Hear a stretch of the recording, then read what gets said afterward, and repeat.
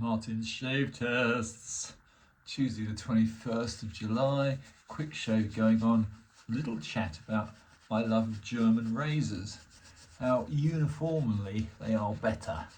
American razors, I haven't got many because obviously I'm not in America, and it's very costly to have things sent from the States to the UK, often more than the price of the razor. However, yeah, back to what I was trying to discuss, which is my love of German steel. Sheffield steel, much as it can be exceptional, it does tend to vary from maker to maker quite a lot more, I feel, than the German blades. Anyway, I am going to do a shave with a razor from Germany, a nice big 6/8. Well, big. For me, I like 6/8, it's my favourite size. I think most people love 6/8. First of all, Cella red. Reconstituted by me, it's a very old Cella red.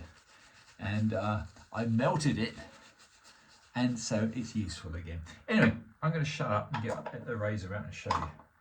This is a beautiful blue steel razor. Here's the box. It's a Timor blue steel by Giesen Forsthoff. Good company. Good razor. Wasn't expensive, unlike a lot of razors I own. How about that? Isn't that beautiful? The Timor and it's where it's made is all beautifully stamped in blued steel. Isn't that gorgeous? So for me, this is a prize piece. You don't have to buy expensive razors to get prize pieces. Let's see how it works. This is on a 20k edge. Oh my goodness me, yes. I do not want to bore you all to tears, those who can be bothered to watch, but I have found, on the whole, it is better to use a decent 20k edge when you can afford the time, for a simple reason. It drops incredibly easily once you've taken it from the stones. I use a Kanayama softened canvas strop. 3 or 4 strokes, that's all I needed. The only thing I would say is, it does feel just a little tiny bit sharp. Not grabby. No, under the chin it's perfection. But on the moustache area, just a little bit on the over sharp side. That's the only trouble with synthetics, in my opinion. They do tend to be a little bit over sharp, if there is such a word in the English language. I'm not using very much lather today because I want to see what I'm doing. Yeah,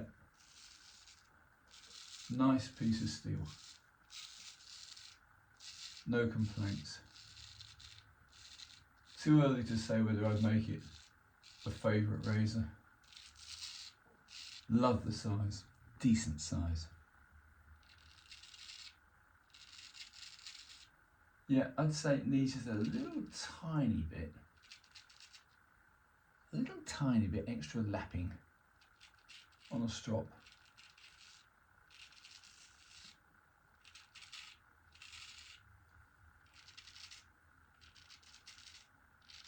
Yeah, entirely my fault.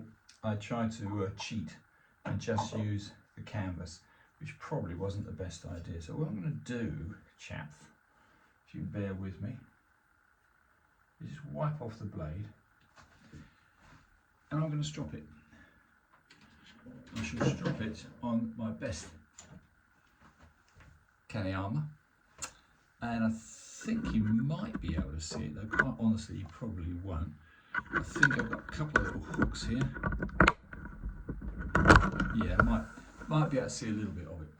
Lovely, smooth, horse arse Kanayama.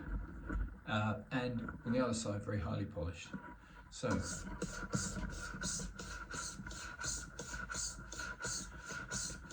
just a few laps, but it is important. In fact, do you know what? I haven't done a stropping video in a very long time. Allow me to just demonstrate the noble art. Sorry about the camera angles, I'm not great at this. But anyway,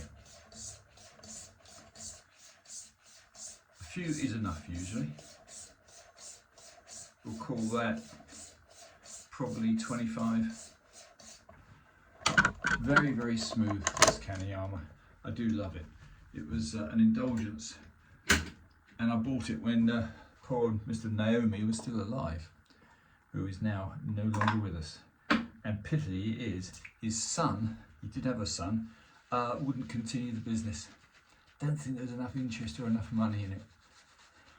Which is sad, because the Kanayama strops are warranted to be the best you can get. They're very, very smooth, but I love the fact that he made them very long. He made them with an incredible shine, which of course he took to the grave with him. So that's been lost. Anyway, let's try this now after stropping. Let's just see if it made any difference. Yeah. Yeah. So that proved one thing. Don't just use a soft canvas strop after the stones. Use after that a proper leather strop. This is good. Yeah, it was an experiment, that's all. So, yep. He says I hanging hair tested it, and it was perfect. And I thought, yeah, I'll be smart and I'll try and shave with it. Wasn't so smart. But this is good.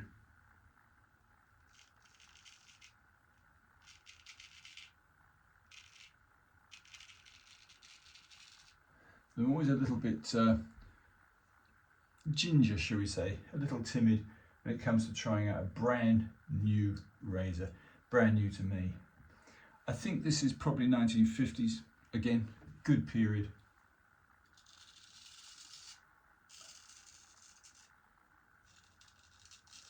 Yeah. Yeah, difference is there. 25 or so laps on a very smooth strop. Just gives you a little bit of extra edge.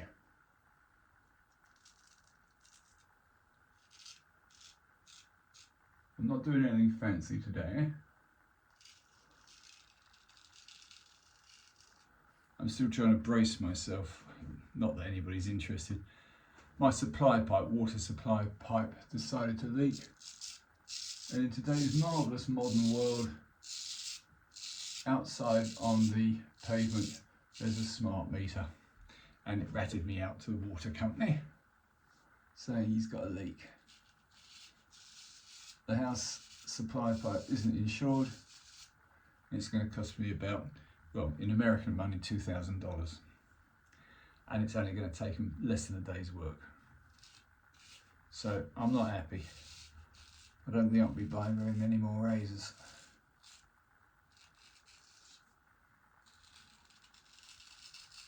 So, a little lesson, if anybody's interested. Get all your utilities insured, because these days, if something does go wrong, it's going to cost you an arm and a leg. Look at that. That's about 3 days worth of stubble.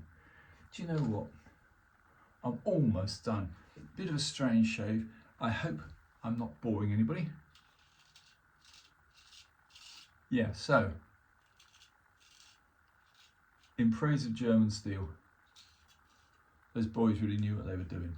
They really knew the art of grinding, honing, tempering. Whereas, it's only an opinion.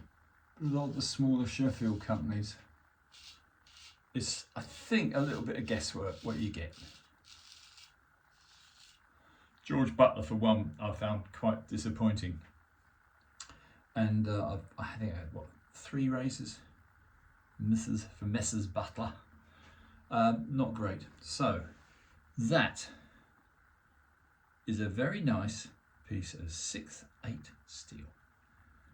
And it's got in it the 150 Timor blue steel, and it is It's bright blue. Isn't that lovely? All part of the tempering. Beautifully stamped, always a sign of quality. Etching isn't. So, that's me done. And I'm going to venture forth and try and get a few things done today. Thanks for subscribing, for those who have, and I'll try and come up with more nonsense in the very near future. Martin Shave Tests, over and out.